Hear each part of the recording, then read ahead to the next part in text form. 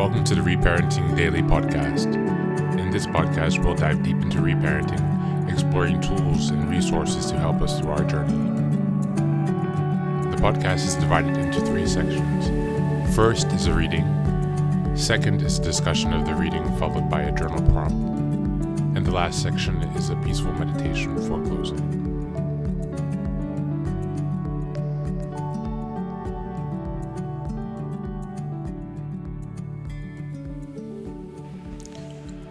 Good morning, good afternoon, and good evening from whenever and wherever you're joining us. Today we're going to be listening to a speech by Neville Goddard, who is an American speaker, writer, and mystic. He died in 1970. He was born in 1905. I'll put some information about him in the show notes. But without further ado, we'll go on to the lecture for today. My dear friends, our topic, act like you don't want anyone's attention, may seem paradoxical at first glance, but I assure you, it contains within it the very essence of manifestation and the key to unlocking your divine potential. As we embark on this journey together, I want you to suspend all preconceived notions about attention, recognition, and validation. But what I'm about to share with you is beyond the surface level understanding of human behavior and delves deep into the spiritual realm of creation and manifestation. In the beginning was the Word, and the Word was with God, and the Word was God. This eternal truth, my dear friends, is the foundation upon which we will build our understanding. For you see, the Word is not merely a spoken utterance, but it is the very essence of creation itself. It is the power of imagination, the force that shapes reality. When we constantly seek attention from others, we are, in essence, denying our own divinity. We are looking outside of ourselves for validation, for confirmation of our worth, when all along the kingdom of heaven is within us. By acting as if we don't want anyone's attention, we are aligning ourselves with our true nature, with the God within. Consider for a moment the story of creation. God did not create the world and then seek validation from his creation. No, he simply spoke and it was so. He imagined and it came to be. This, my friends, is the power that resides within each and every one of you. You are made in the image and likeness of God, and therefore you possess the same creative power. When you act as if you don't want anyone's attention, you are mirroring this divine attribute. You are declaring to the universe, I am complete. I am whole. I am sufficient unto myself. And in doing so, you are aligning yourself with the creative power of the universe. Now, let us delve deeper into the mechanics of this principle. When you seek attention, you are operating from a state of lack. You're saying to the universe, I am not enough as I am. I need others to validate my existence. This state of consciousness attracts more experiences that reinforce this feeling of lack. It's a self-perpetuating cycle that keeps you trapped in a limited version of yourself. But when you act as if you don't want anyone's attention, you're operating from a state of abundance.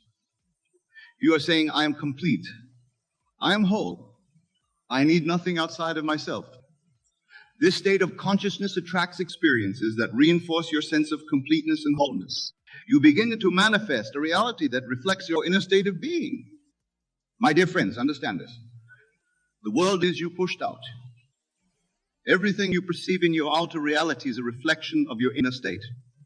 When you constantly seek attention, you are projecting a state of neediness and lack onto the world around you. But when you act as if you don't need attention, you project a state of completeness and self-sufficiency. This is not to say that you should become a hermit or shun all human interaction. Far from it. Rather, it means that you interact with the world from a place of fullness rather than emptiness. You give of yourself freely, not because you need something in return, but because you are overflowing with abundance. Consider the sun. It does not shine to gain attention or recognition. It shines because that is its nature. It gives light and warmth freely, asking nothing in return. And yet all life on earth turns towards it, basks in its radiance, and flourishes because of it. This, my friends, is how you should be in the world. Now, some of you may be thinking, but Neville, how can I act as if I don't want attention when I feel a deep need for validation? And to this I say, you must use your divine gift of imagination. For imagination is the bridge between your current state and your desired state.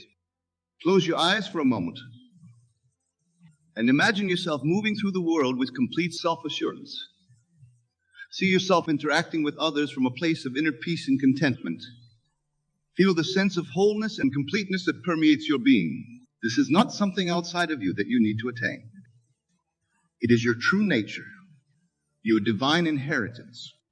As you hold this image in your mind, as you feel the reality of it, you're impressing it upon your subconscious mind. And your subconscious mind, being the faithful servant that it is, will begin to bring this state into manifestation in your outer world. Remember, my dear friends, that your consciousness is the only reality. What you assume to be true, what you feel to be real, is what will manifest in your experience. When you assume the feeling of being complete and whole, when you embody the state of not needing anyone's attention, you are setting in motion the forces that will bring this reality into manifestation. This principle applies to all areas of your life. In your relationships, when you act as if you don't need attention or validation from others, you become magnetic. People are naturally drawn to those who are self-assured and content within themselves. In your career, when you focus on doing excellent work for its own sake rather than for recognition, you often find that recognition comes naturally. But here's the key. You must persist in this new state of consciousness. It's not enough to simply imagine it once and then revert to your old patterns of thinking and behavior. You must live from this new state consistently, even when your outer circumstances haven't yet caught up with your inner reality. This, my friends, is what it means to live by faith. It's not about believing in something outside of yourself, but about having faith in the power of your own consciousness to shape your reality. It's about trusting in the law of assumption, knowing that what you assume to be true must and will manifest in your experience. Now let us address a common misconception. Acting as if you don't want attention doesn't mean becoming invisible or diminishing your light. On the contrary, it means shining your light so brightly that you don't need to draw attention to it. It means being so secure in who you are that you don't need external validation. Think of the great spiritual teachers throughout history. They didn't seek attention or acclaim. They simply were who they were, and the world was drawn to their light. This is the power that resides within each of you. When you tap into your true nature, when you align with the God within, you naturally become a beacon of light in the world.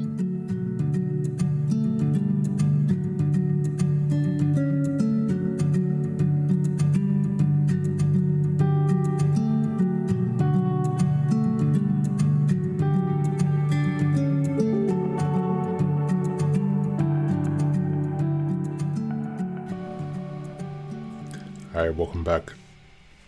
This was a really interesting lecture, and I think that it really tells or reminds us to come back to the God within us, to our power for manifestation and visualization. This is for stepping into our own true self, our authentic self, where we regain our sense of self, strengthening from within as opposed to relying on the external to support up the self. And so I really like this speech, and we'll be listening to some more of him and other similar speakers. But today, how about we take some time to reflect on the speech and your ability to attract or draw attention, your ability to fulfill your needs, to manifest, to visualize. How much influence do you have, or do you perceive that you have over your life at this point? Thanks again for being here, and as always, take care of yourself and be well.